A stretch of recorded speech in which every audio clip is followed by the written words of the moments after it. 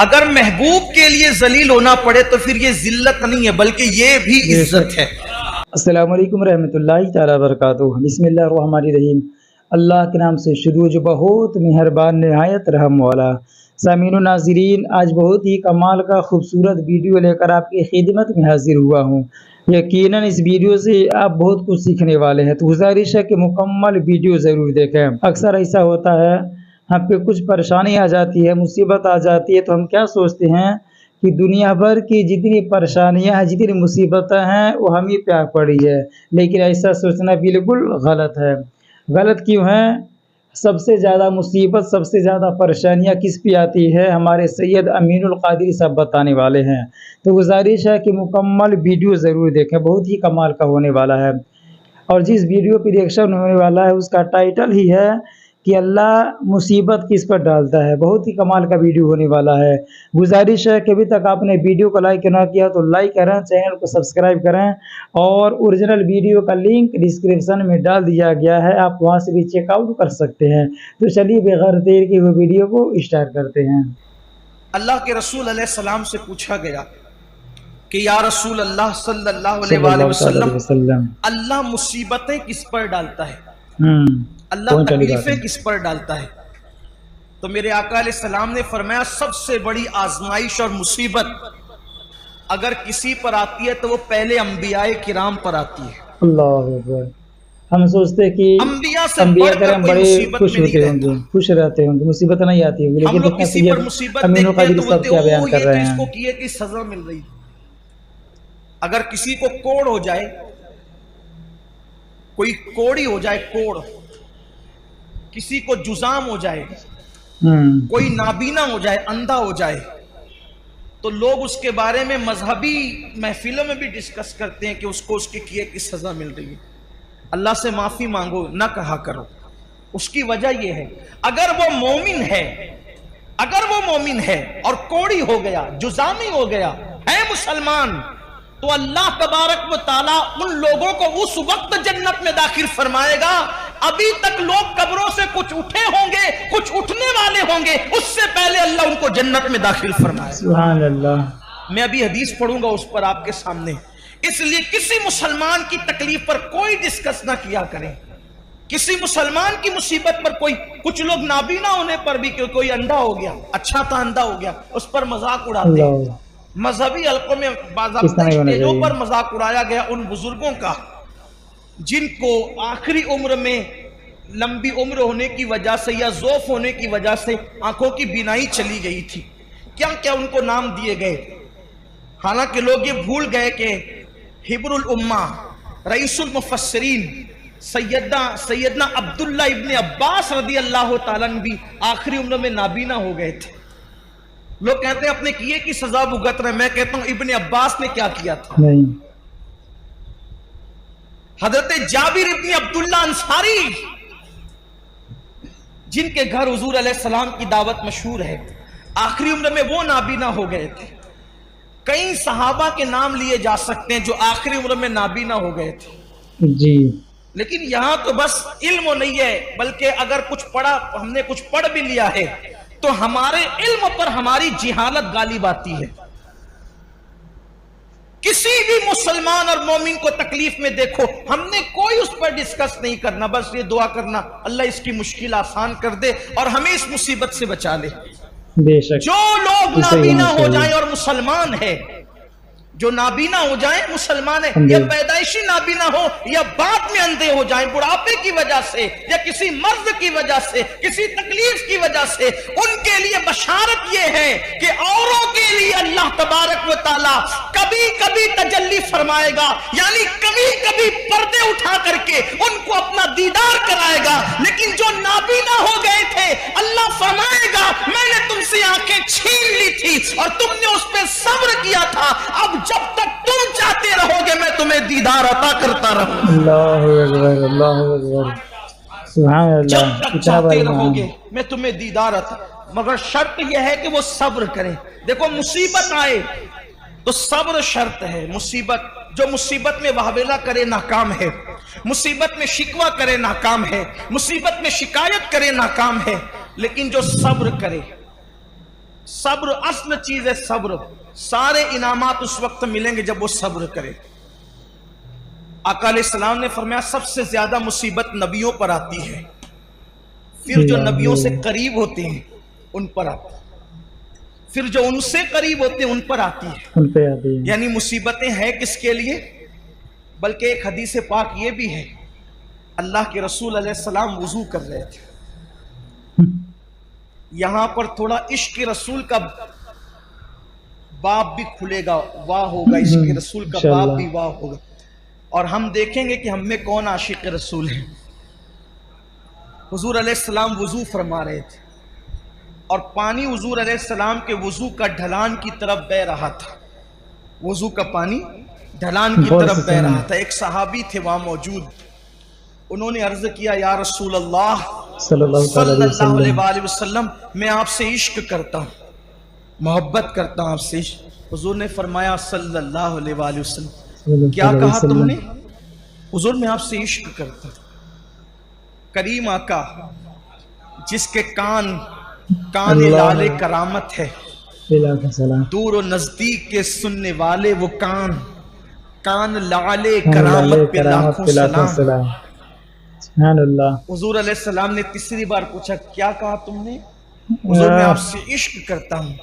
आका फरमाते हैं, तो अगर तू वाकई मुझसे इश्क करता है तो मुसीबत और आजमाइशों के लिए तैयार हो जा, क्योंकि जो हमसे इश्क करता है अल्लाह उस पर मुसीबतों के दरवाजे खोल देता है, अल्लाह उस पर तकलीफों के दरवाजे खोल देता है। हमसे मोहब्बत करने वालों पर आजमाइश और मुसीबतों के दरवाजे इतनी तेजी से खुलते हैं और मुसीबतें उसके पास इतनी तेजी से भाग कर आती है, जैसे ये वुजू का पानी तेजी से ढलान की तरफ गिर रहा है, वैसे मुसीबतें तेजी से उसके पास आती है। अब आप मुझे बताएं, जब हम आशिक ही बने हैं, जब हमने इश्क का दावा ही किया है, तो फिर हम मुसीबतों से घबराते क्यों हैं? हम बलाओं से घबराते क्यों हैं? इसलिए कि मुसीबतें तो आशिकों के लिए है, मुसीबतें तो महबूब से मोहब्बत करने वालों के लिए। आप देखें, जिसको हम मुश्किल कुशा कहते हैं, पूरी जिंदगी मुश्किल में गुजरी, जिसको इब्ने मुश्किल कुशा कहते हैं, ए दिल बगीर दामने सुल्तान औलिया, यानी हुसैन इब्ने अली जाने औलिया, फिर उनकी मुसीबतें देख ले, फिर सैयदा ज़ैनब पाक की मुसीबतें देख ले, फिर जनाब गाजी अब्बास की मुसीबतें देख ले, फिर इसी तरीके से औनो मोहम्मद की मुसीबतें देख ले, फिर सैयदा सुकैना की मुसीबतें देख ले, इसी तरीके से जो है अल्लाह अकबर सैयदा बीबी पाक सैयदा फातिमतुज़ ज़हरा की, उनकी खुद की मुसीबतें देख ले। हमारे बुजुर्गों ने फरमाया 40 रातें किसी पर ऐसे गुजर जाए, 40 रातें किसी पर ऐसे गुजर जाए कि उस पर कोई मुसीबत ना आए, वो अपने ईमान की खैर मनाए, अल्लाहु अकबर, वो अपने ईमान का एहतिसाब करे 40 दिन के अंदर। अब उसको इमाम अहले सुन्नत ने बहुत खूबसूरत अंदाज से मुज़य्यन किया, फरमाया 40 रातों में तीनों में से कोई एक आना चाहिए, इल्लत, ऐन से इल्लत, और से किल्लत, वाल से जिल्लत, इल्लत किल्लत जिल्लत। 40 रातों में से एक मकाम ऐसा आना चाहिए कोई एक रात में, इल्लत, या तो बीमार पड़ जाए, सर दर्दी हो या बुखार आ जाए, कोई बीमारी, पैर ही दुखे, काटा ही चुभे, कोई ना कोई बीमारी आ जाए। अगर बीमारी ना आए, किल्लत, पैसे खत्म हो जाए।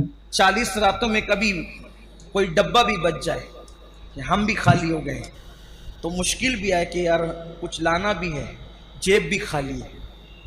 जिल्लत, कोई जलील करे। देखो, अब यहां अपने ज़ौक़ के मुताबिक बात करना चाहता हूं। कोई आशिक हो और जलील ना हो, मुझे उसके इश्क में शक है। क्यों? इसलिए कि दीवाना ही तो जलील होता है। बेशक, दीवाना ही जलील होता है, जलील होता है। फरजाने थोड़ी जलील होते हैं। फरजाना तो कपड़े संभाल के चलता है, उसकी इस्तरी फरजाने की समझाने के लिए कह रहा हूं, उसकी इतनी टाइट रहती है इस्तरी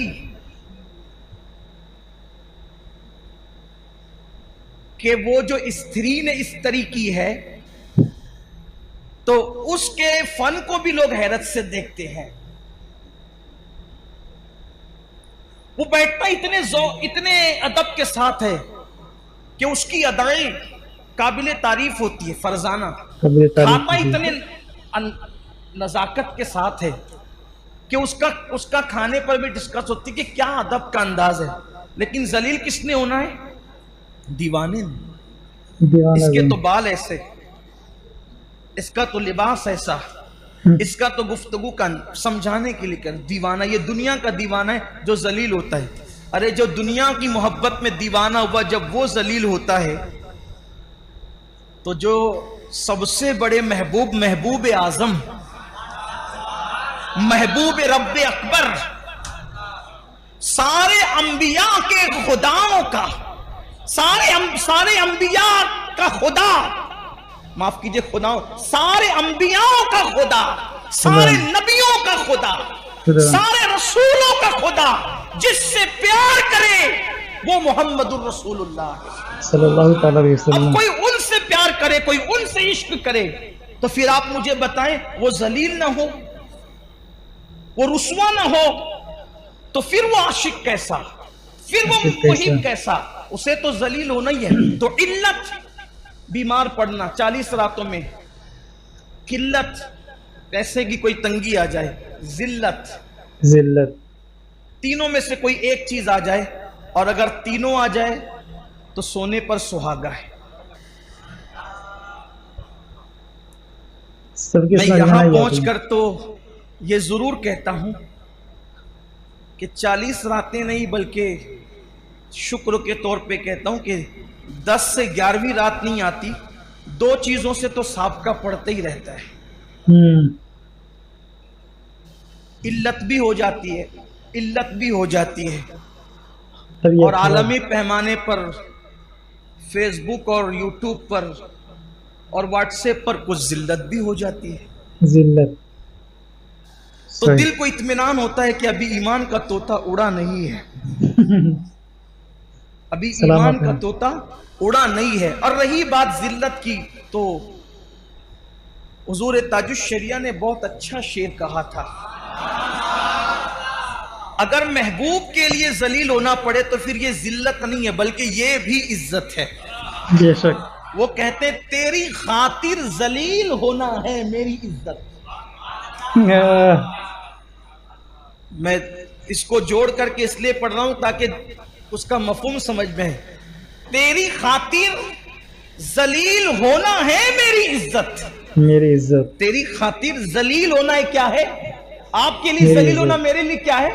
इज्जत है। तेरी खातिर जलील होना है मेरी इज्जत, मेरे वकार सलाम। तेरी खातिर जलील होना है मेरी इज्जत, मेरे वकार सलाम। तो हुजूर के लिए जलील होना कोई जिल्लत नहीं है बल्कि ये तो बड़ी इज्जत है। तो 40 दिन के अंदर ऐसी मुश्किल आनी चाहिए। फिर बीमारियों का बाब अलग है, तो याद रखिए कि मुसीबतें आनी चाहिए लेकिन मांगे नहीं, और आए तो उस पर सब्र। तो आप लोग जान गए कि मुसीबत परेशानियां किस पे आती है?